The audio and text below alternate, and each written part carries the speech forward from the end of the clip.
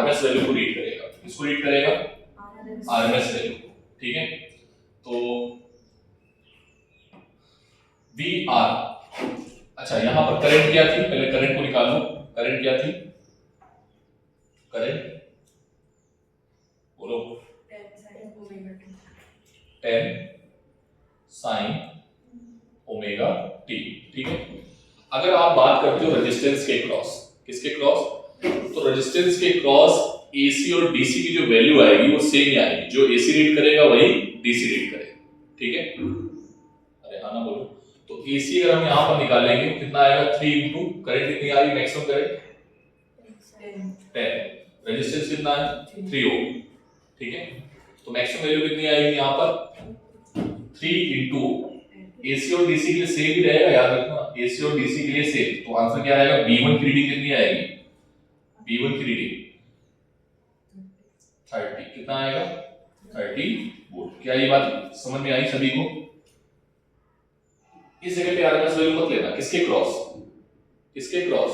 Resistance के cross, क्योंकि दोनों के लिए सेम रहता है। ठीक है, फेज में आगे पीछे नहीं होता है। अच्छा, अब आ जाएगा हमें थर्ड में। थर्ड में क्या है? वोल्टेज अक्रॉस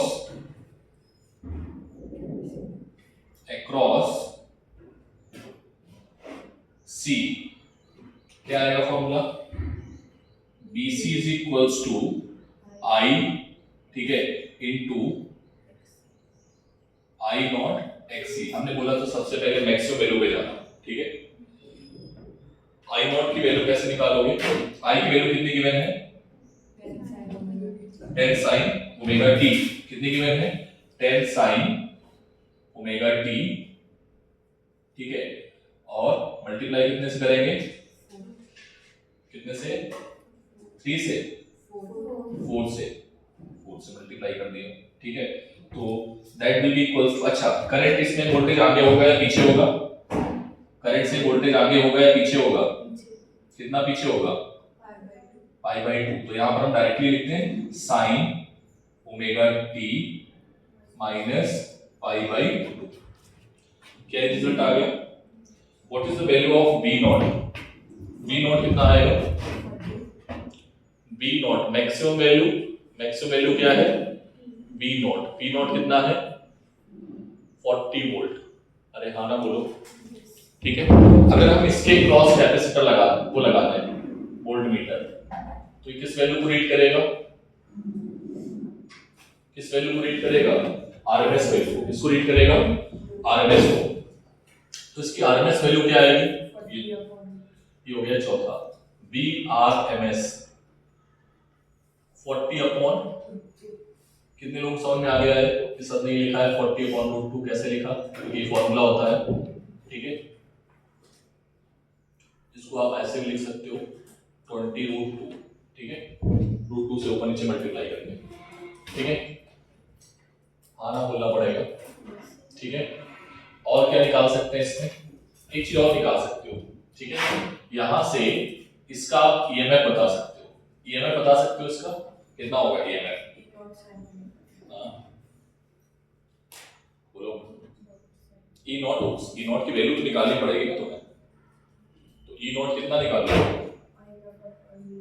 ध्यान से बेटा, अब यहाँ पर दो मेथड है। इसके पास वोल्टेज कितना था? Y1 कितना था? सॉरी V1 कितना था? V1 सबने निकाला है, या B R के क्रॉस कितना निकाला है? R के क्रॉस सबने निकाला है 30 sin ओमेगा t, और B C के क्रॉस निकाला है 40 sin omega t minus π/2। Phasor से निकाल पाओगे? याद करो, मैंने फेजर बताया था।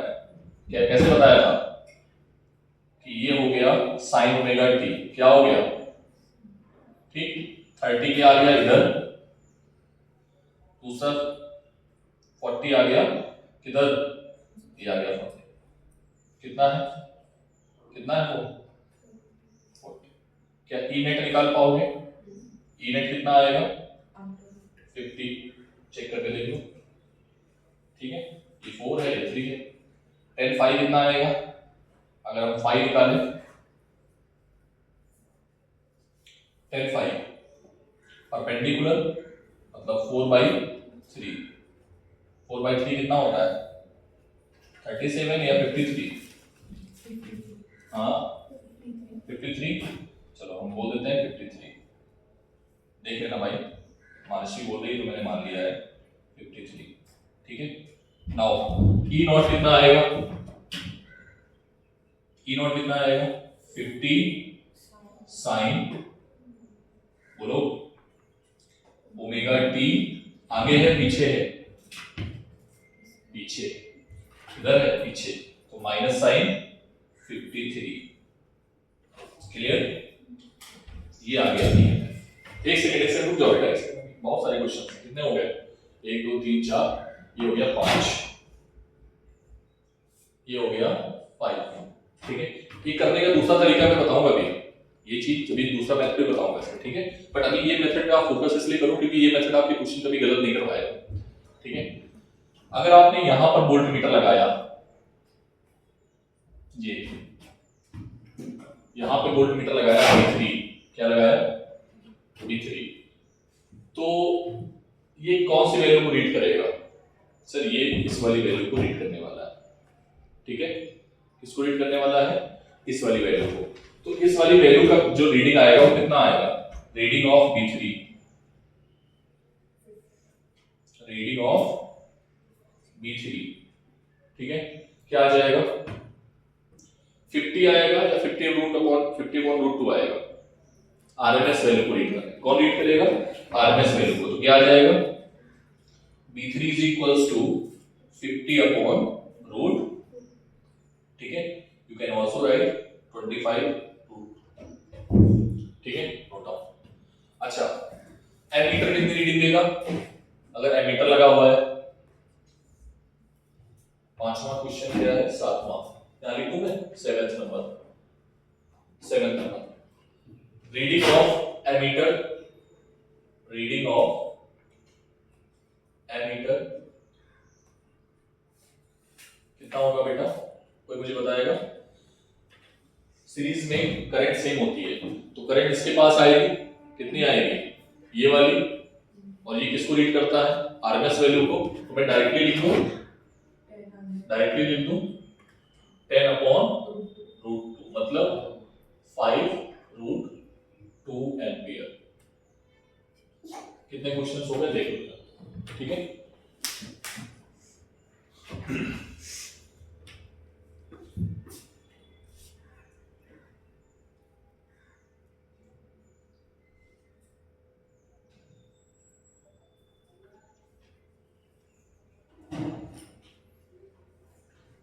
कितने लोग समझ में नहीं आया, मैं फिर से बता सकता हूं।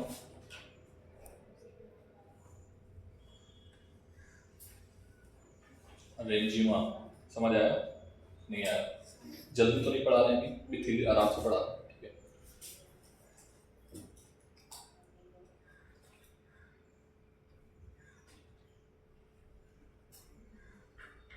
सृष्टि आप कहाँ से आते हो, कितना घर दूर है, पीछे रहते हो 50 मिनट है, 15 मिनट लोनी गांव के आसपास है,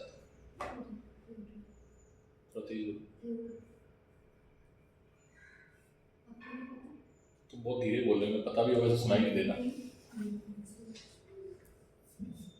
बस से आते हो क्या, मतलब पीएमटी बस से आते हो, ऑटो से, हड़पसर की साइड से आते हो या इधर से आते हो, उर्ली साइड से। 50 मिनट्स के अकॉर्डिंग तो फिर डिस्टेंस आपकी 15 किलोमीटर के आसपास होगा, क्यों बेटा 30 होगा, ज़्यादा है, क्या हुआ।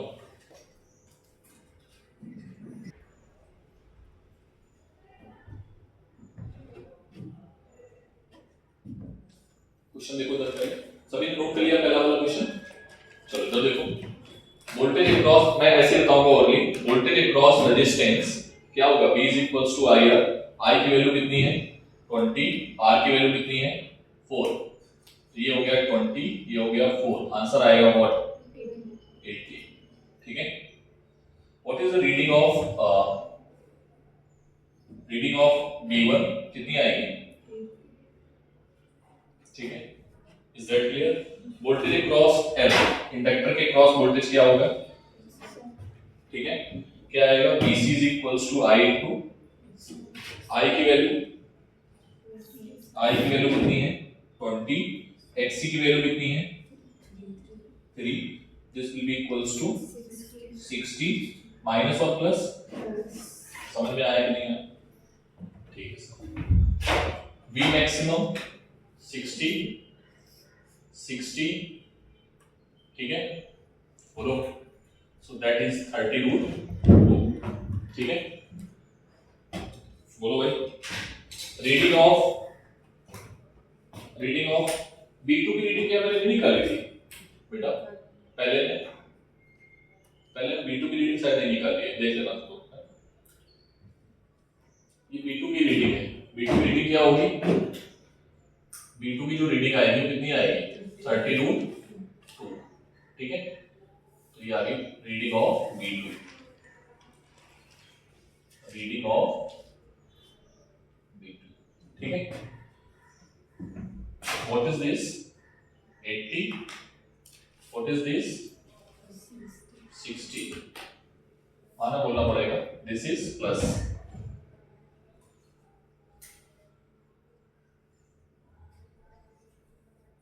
ठीक है, इधर क्या है 80, इधर कितना है 60, तो इधर कितना आएगा 100, चेक कर लेंगे कितना आएगा 100, आना बोलना पड़ेगा,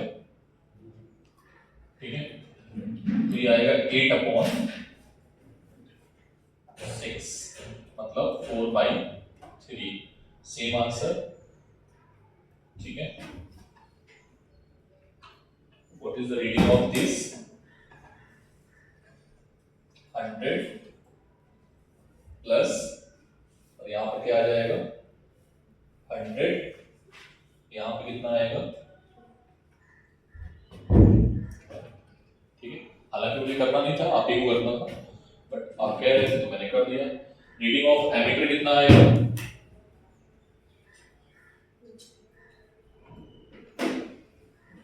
ठीक है, और कुछ तो नहीं बचा है, वैसे तुम लोग घर पे ट्राई करो, मैं इसको इरेज करता हूँ, ठीक है,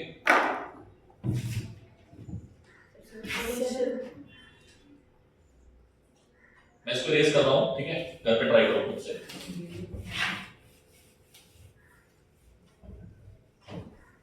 जिसको दिक्कत आया ना, रिकॉर्डिंग में है, रिकॉर्डिंग देख लेना।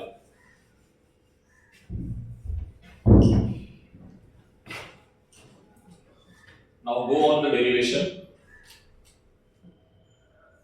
एक क्वेश्चन के थ्रू और करा देते हैं, तीनों डेरिवेशन एक साथ करा देते हैं। क्वेश्चन नोट कर लिया तुम लोगों ने, फाइंड एवरीथिंग यहाँ पर था, लिखा था ना, फाइंड एवरीथिंग, है ना, क्वेश्चन हटा दें।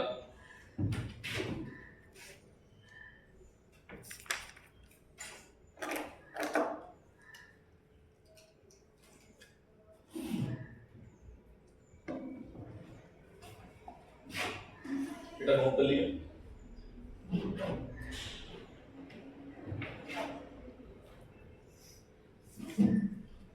कोई अगर पूछ ले ए और बी के बीच में पोटेंशियल कितना होगा, अगर यहाँ ए और बी के बीच में वोल्टमीटर लगाए तो इसकी रीडिंग इसके बराबर होगी, V3 के बराबर होगी, याद रखना, क्योंकि ये पूरा का पूरा जो रीड करेगा वो इनका इक्विवेलेंट रीड करेगा, और इसका इक्विवेलेंट ही V3 आया है, ठीक है। एक क्वेश्चन और करो, हटा दे इसको,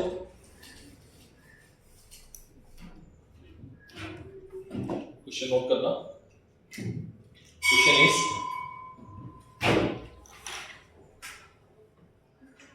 आज आपकी एक्स्ट्रा क्लास रहेगी, आपको सबको रुकना पड़ेगा, ठीक है।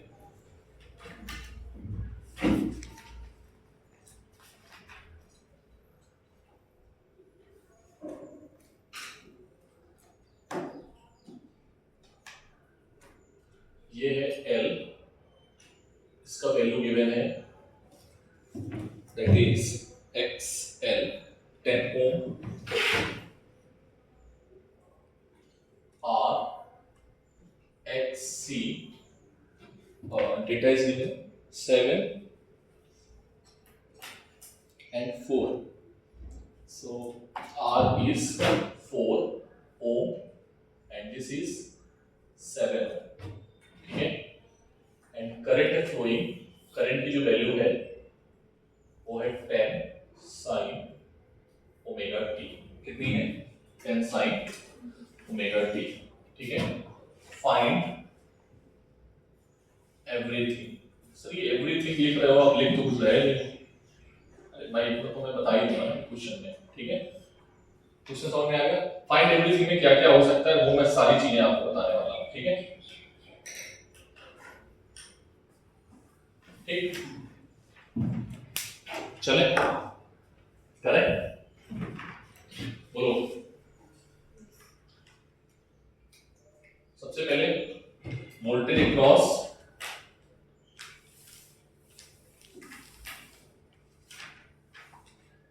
आर, तो वी आर कितना आएगा? आई इंटू आर, आई की वैल्यू आर की value 4 into 10 sign omega T, minus या प्लस कुछ नहीं सर, क्योंकि वो तो सेम पेज में रहता है। Sine omega maximum value, maximum value across R, maximum value, maximum value across R कितना है?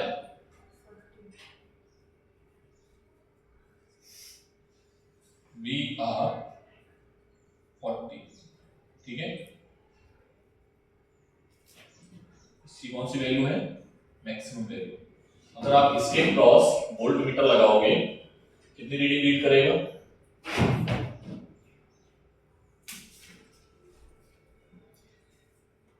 Volt meter read maximum value, voltmeter read maximum value, पहले तो देखो बाद में नोट करना, maximum value across R, across R कितना आएगा reading? V1 is equals to 40 volt, ठीक है। तीसरा, अब तुम लोग करो यार, मैं नहीं करूंगा, ठीक है। कर लोगे ना, मैं तो बताया था सेम। तो उसके बाद ई निकालो, मैं सब सारी चीजें जोड़ रहा हूं, उसको निकालना है तुमको, ठीक है। तुमको निकालना है B2 B3 A, ठीक है। फिर और जगह है नहीं, ये है जगह मेरे पास, ठीक है। B4 खिचड़ी पकड़ रही थोड़ा सा, ठीक है। B5 थोड़ा बड़ा डायग्राम बनाना जिससे दिक्कत ना हो, क्योंकि मैंने छोटा बना लिया है तो मेरे को दिक्कत आ रही है, ठीक है। बड़ा बनाया कि नहीं बनाया? B4 कहाँ लगाया, किसी किसी बीच में लगाया, डायग्राम आप बनाओ पहले। डायग्राम थोड़ा बड़ा बनाना, ठीक है, इससे बाद में आपको समझने में आसानी रहे। चलो एक सेकेंड, डायग्राम नहीं बना पा रहा तो पहले ये हटा देते हैं इसको, तो तुम बोलोगे सर क्या चाहिए बता दो।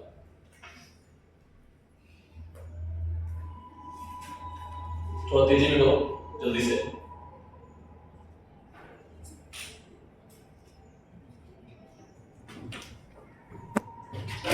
आर की वैल्यू कितनी थी? एल की वैल्यू कितनी थी बेटा? 10 10, आर की वैल्यू 4 और इसकी वैल्यू 7 XC।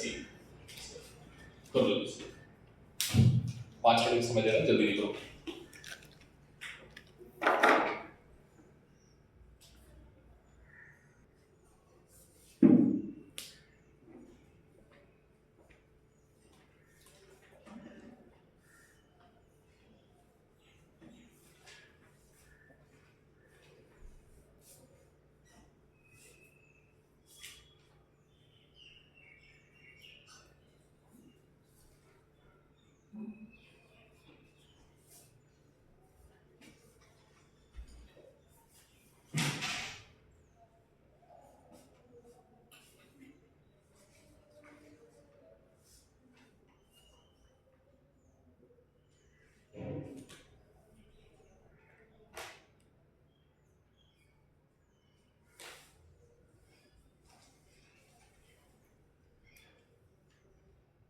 क्या करने का बेटा?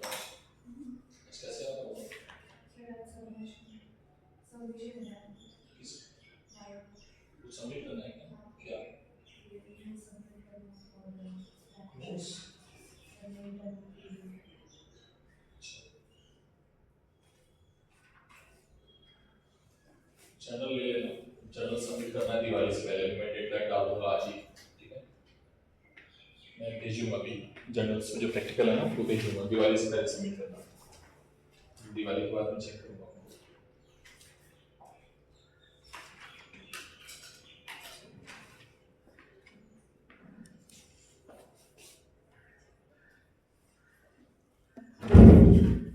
आंसर मैच कर लेना, ठीक है, घर पे जाके। अभी रोक दो प्लीज रोक दो, ठीक है।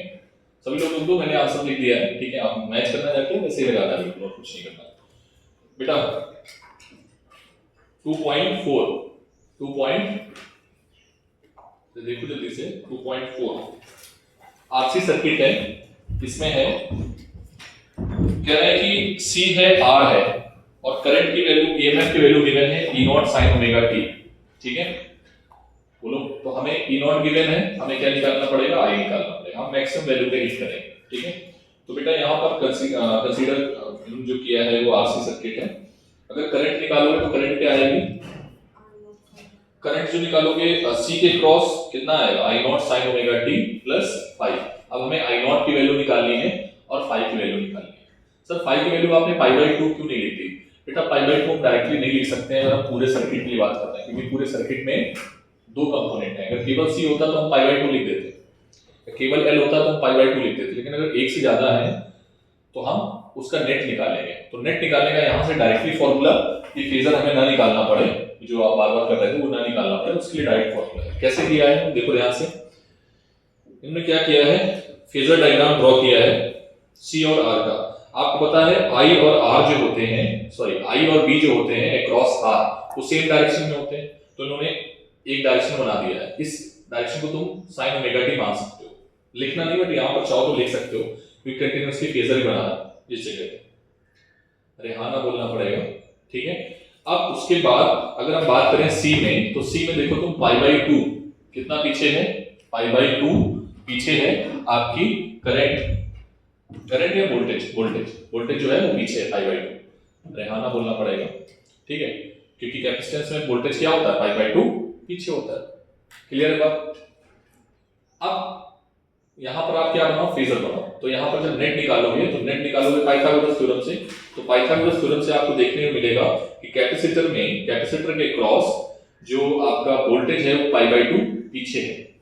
तो हम यूज करेंगे इसके पाइथागोरस थ्योरम का।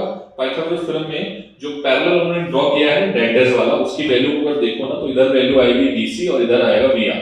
तो तुम अगर tan phi निकालोगे तो tan phi = आएगा BC/VR। BC को हम लिख सकते हैं I नॉट XC, क्या लिख सकते हैं, V नॉट को I नॉट XC लिख सकते हैं, और VR को क्या लिख सकते हैं, I नॉट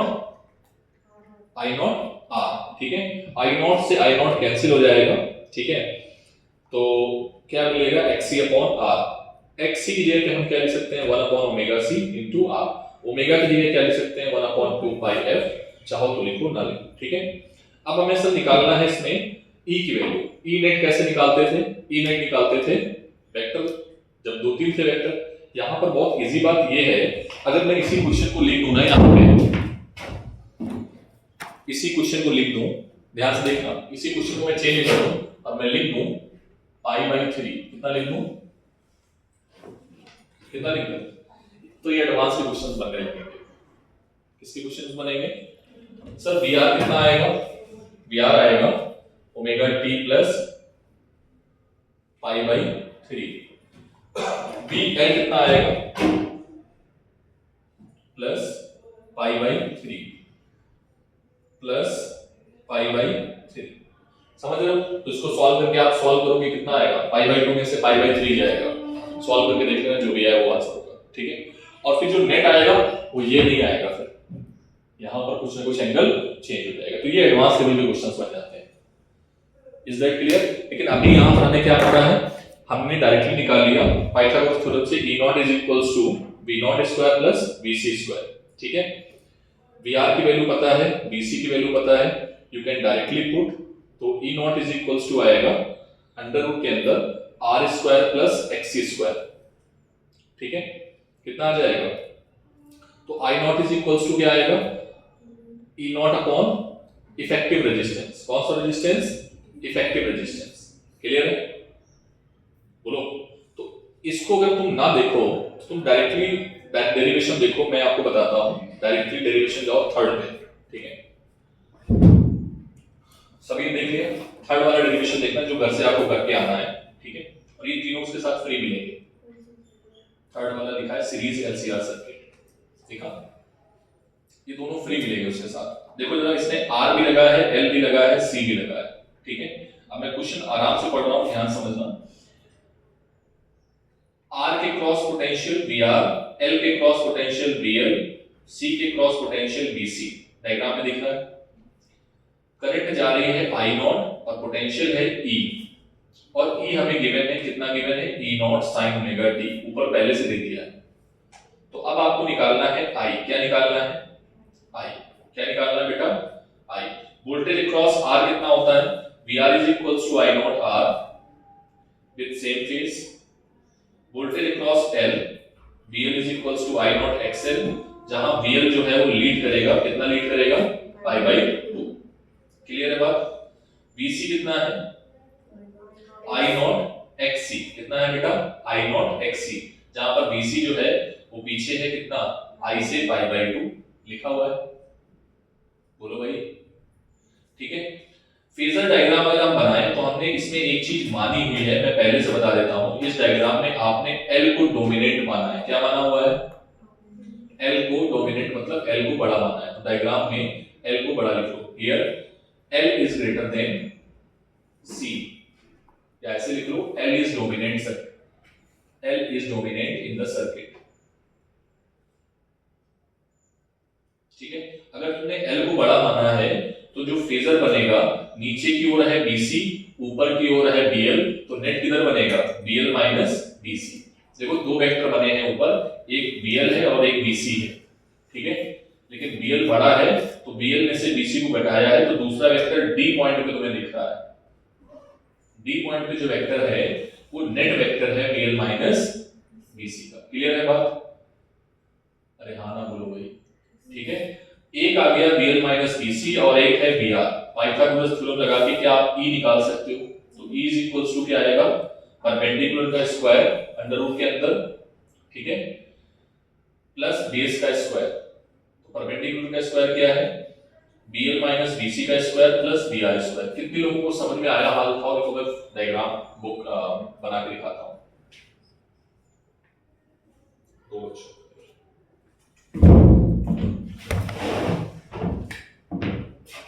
बेटा इधर की ओर कौन है? बीआर। इधर की ओर कौन है? बीएल, सॉरी बीसी, और इधर की ओर कौन है? बीएल, ठीक है? क्लियर है बात? अब देखना इधर, अगर हम मानते हैं कि एल हमारा बड़ा है सर्किट में, किससे? सी से। सी से एल बड़ा है, तो अपन लोग क्या लिख सकते हैं? जो नेट आएगा वो उतना ही बचेगा। बोलो, तो B L minus B C. Sir अगर सी बड़ा होता तो नीचे आ जाता, इसमें क्या आएगा? प्लस आएगा, इसमें माइनस आता, ठीक है? सर ये जो आया है इसके पैरेलल ऐसे लाइन ड्रॉ कर दो, और ये जो है इसके पैरेलल लाइन ऐसे ड्रॉ कर दो। तुम्हें क्या निकालना है? नेट। तो नेट निकालने के लिए ई नॉट, क्या आएगा? E naught. E naught maximum value होती है। कौन सी वैल्यू होती है? Maximum value. और यहां पर मैक्सिमम वैल्यू कैसे निकाली जाती है? V R square plus B L minus B C का होल स्क्वायर। क्या ये बात समझ में आई अभी? बोलो, क्लियर है बात?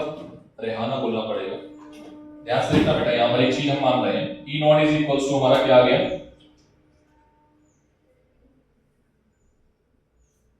कितने लोगों को ये बात समझ में आ गई? अभी मैंने ड्रॉ करके दिखा दिया आपको।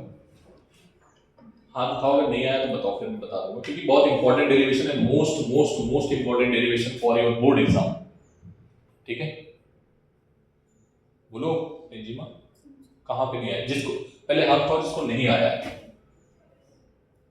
ठीक है? तुम मोबाइल चला रहे हो क्या?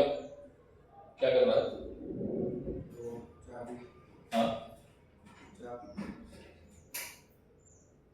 चाबी को कौन इतने गौर से देखता है? लड़की लड़की है क्या उसको गौर से देख रहा है?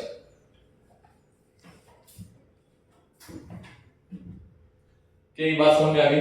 इसी चीज को मैं दूसरे फॉर्मेट में कन्वर्ट कर रहा हूं, ध्यान से देखना। मैंने इधर लिख दिया, ठीक है। ये वैल्यू क्या थी? BL माइनस BC, और ये क्या थी? BR। सर इसको आप लिख सकते हो, क्या लिख सकते हो? I नॉट इंटू R, और सर इसको तुम क्या लिख सकते हो? I not into XL, I not into XC।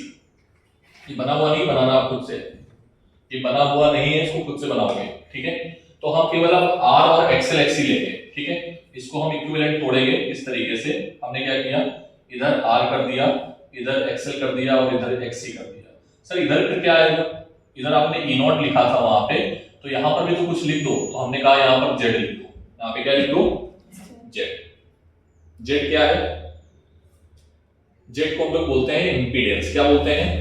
Z को क्या बोलते हैं? इंपीडेंस। ये इंपीडेंस क्या है? कुछ नहीं है बेटा, एक फालतू की चीज है बस। रेजिस्टेंस का एक दूसरा भाई है। रेजिस्टेंस के कितने भाई हैं? एक C में आता है तो उसको हम लोग क्या बोलते हैं? जब C में आता है तो उसको बोलते हैं कैपेसिटिव रिएक्टेंस। जब L में आता है तो दूसरे उस भाई को नाम क्या बोलते हैं? Inductive reactance. लेकिन अगर तीनों में आ गया तो उसका नाम क्या दे देंगे? इंपीडेंस, ठीक है।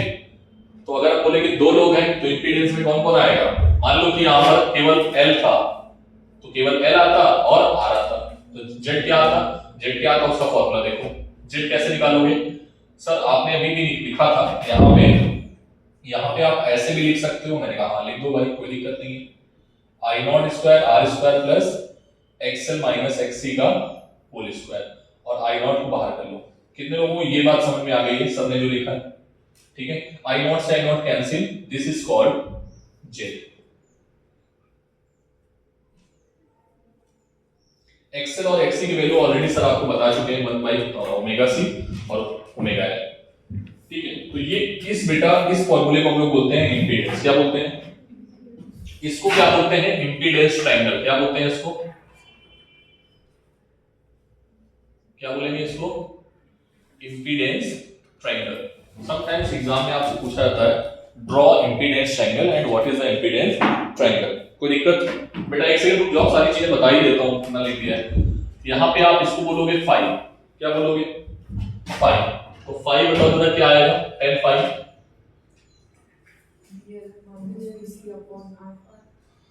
हाँ क्या आएगा? बोलो बोलो।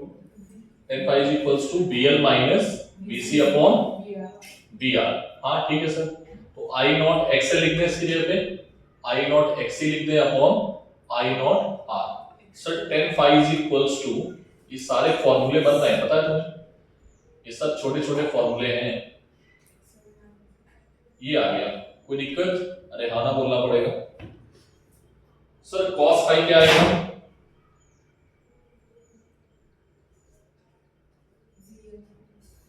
या ऐसे करके लिख लो, क्या लिखा था पहले? BR अपॉन E नॉट, ठीक है। तो I naught R upon I not Z। I not से I नॉट कैंसिल, क्या आ गया? इस बेटा cos फाई का नाम आगे चल के अभी थोड़ी देर में बात पढ़ेंगे, पावर फैक्टर। क्या नाम है इसका? क्या नाम है? Power factor. क्या नाम है? एक सेकंड रुको, पहले तो समझ लो। क्या आपको ये समझ में आ गया? जल्दी तेजी बोलो, ये समझ में आ गया? क्या ये समझ में आ गया? क्या ये मैंने जो निकाला है Z और E नॉट, ये समझ में आ गया? क्या tan फाई समझ में आ गया? क्या cos फाई समझ में आ गया? हाँ ना बोलो। अब मैं किसी एक को हटा सकता हूं। मैं अगर L को हटाऊंगा तो C नीचे आ जाएगा। ये मत बोलना सर माइनस में आने लगेगा, माइनस का मतलब नीचे आ जाएगा क्योंकि वेक्टर है, ठीक है। क्लियर है बात? यहां से आप C को हटा दो, स्क्वायर कर दो, तो माइनस माइनस क्या हो जाएगा? पॉजिटिव, ठीक है। यहां से जब C नहीं होगा तो C को हटा देना, जब L नहीं होगा तो L को हटा देना, जब R नहीं होगा तो R को हटा देना, ठीक है। तो जब आप L को हटा दोगे तो RC बन जाएगा, जो मैंने अभी समझाया तुम्हें पहले। 4 पॉइंट कितना था? 2.4, ठीक है। अगर तुम C को हटा दोगे तो क्या बन जाएगा? 2.5 RL सर्किट, ठीक है। अगर तुम R को हटा दोगे तो क्या बन जाएगा? LC बन जाएगा, और तीनों को जोड़ दोगे तो क्या बन जाएगा? LCR बन जाएगा। तो तीनों के तीनों आपको देखो समझ में आ गए कि नहीं आया? पहले देखो सारे फॉर्मूले जो मैंने लिखे हैं tan phi, जो नहीं लिखा है उसको बुक में ही लिखो। पहले जो नहीं लिखा है उसको बुक में ही लिखिए, जो नहीं ड्रॉ है उसको बुक में ही ड्रॉ करो, कुछ भी कॉपी में नहीं लिखना है अभी, ठीक है? सब घर से करके आना है। और हो सकता है मैं शॉर्ट नोट्स भी दे दूं इसके, ठीक है? हो सकता है मैं शॉर्ट नोट्स भी आपको प्रोवाइड करवा दूं, ठीक है? क्लियर है बात? नेक्स्ट बेटा जल्दी से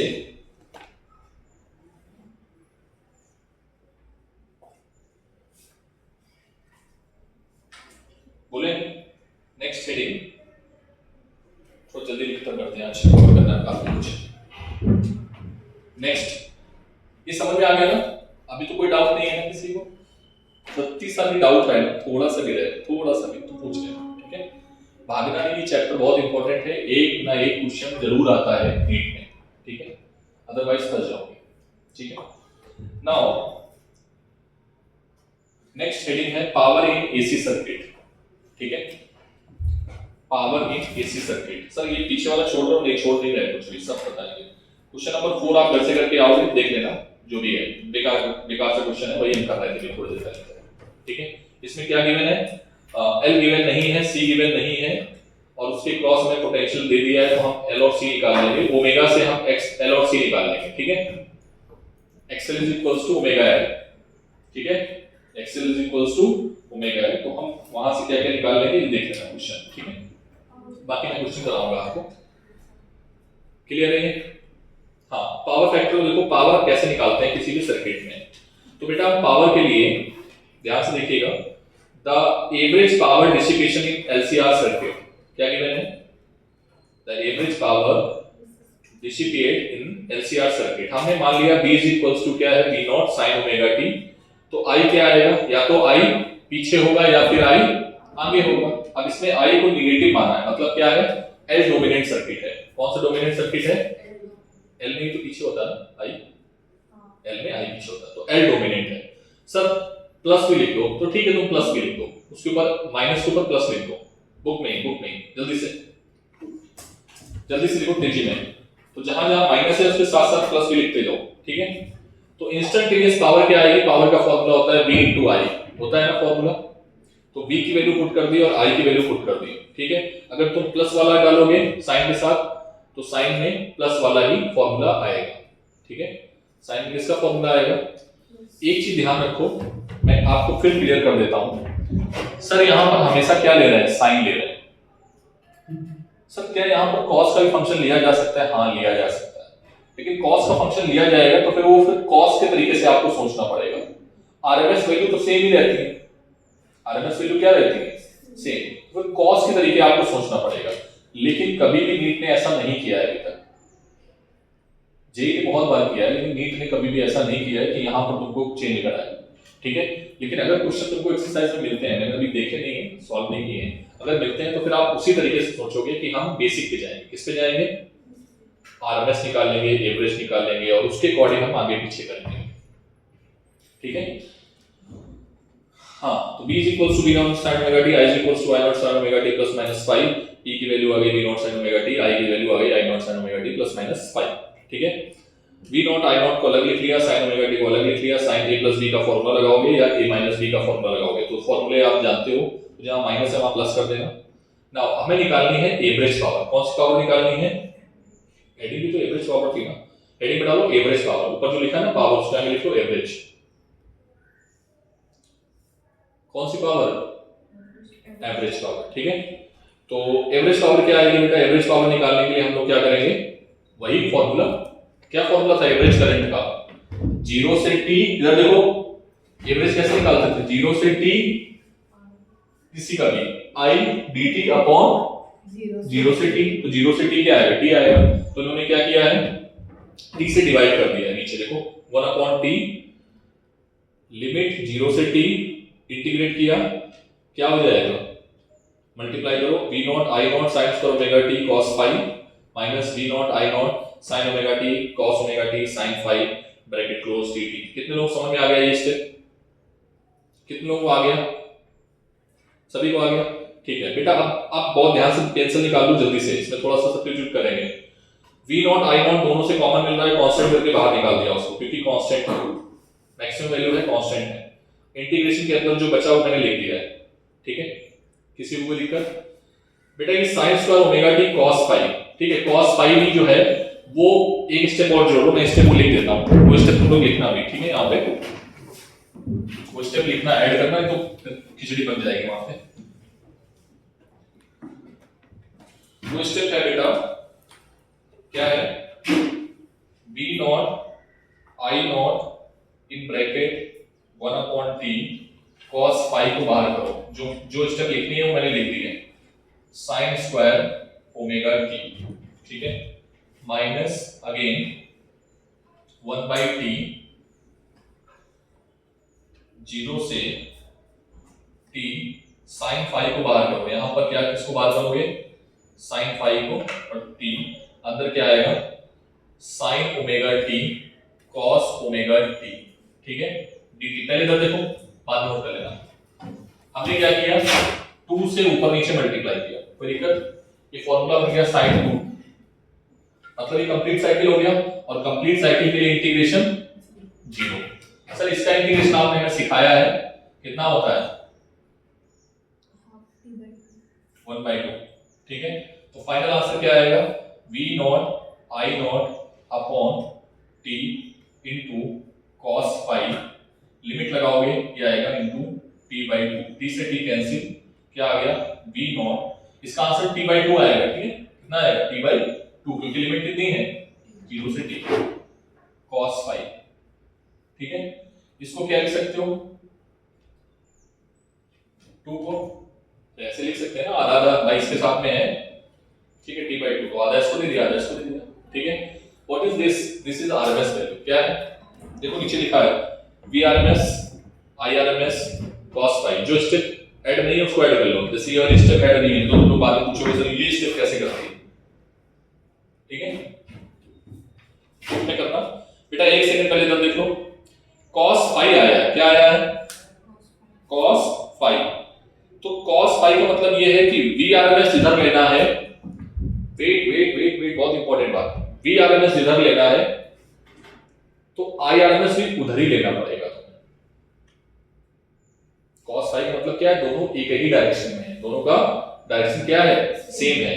तो अगर हम मान लेते हैं कि एंगल I का, इधर देखो ध्यान से, जो मैं बताना चाह रहा हूं, ये है I, ये कितना है? I, और ये है RMS, ठीक है? और इधर क्या है? Vrms। क्या ये बात क्लियर है?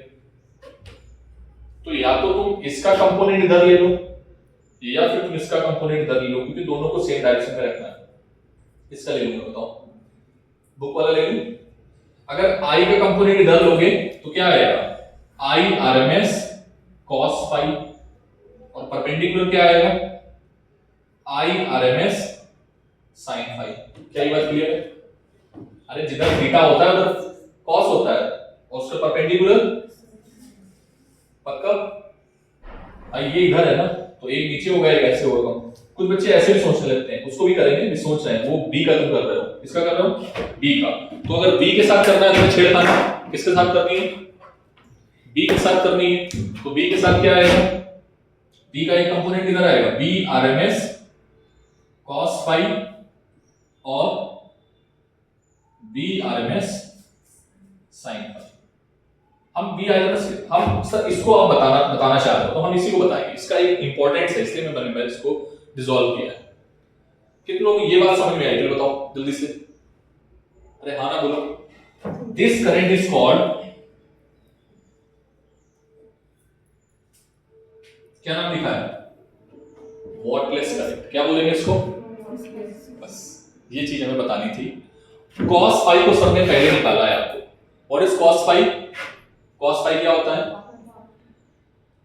हाँ लिखा है, अच्छा इधर तो लिखा था ना, इधर लिखा था। cos फाई क्या होता है? cos फाई क्या होता है? पावर। क्या होता है? sin फाई क्या होता है? कौन सा? Correct, wattless. तो अगर आप sin phi निकाल दोगे तो समटाइम्स क्वेश्चन पूछा जाता है sin phi वॉटलेस करंट क्या होता है। तो वॉटलेस करंट क्या होता है, कंपोनेंट जो होता है I का परपेंडिकुलर कंपोनेंट, ठीक है, उसको हम लोग बोलते हैं वॉटलेस करंट। कितने लोगों को समझ में आ गया? वॉटलेस करंट वाला काम जो है शायद लिखा नहीं है आपके मॉड्यूल में, लेकिन ये वॉटलेस करंट आपके उसमें है, ठीक है, तो उसको लिख लो, wattless current I RMS sin phi। पीछे क्वेश्चंस में मिलेगा, ठीक है, बोलो। तो एक टॉपिक बचा हुआ है, ठीक है, उसको मैं कल कराऊंगा, ठीक है। एक बार देख लो मॉड्यूल से, जो ना समझ में आए उसको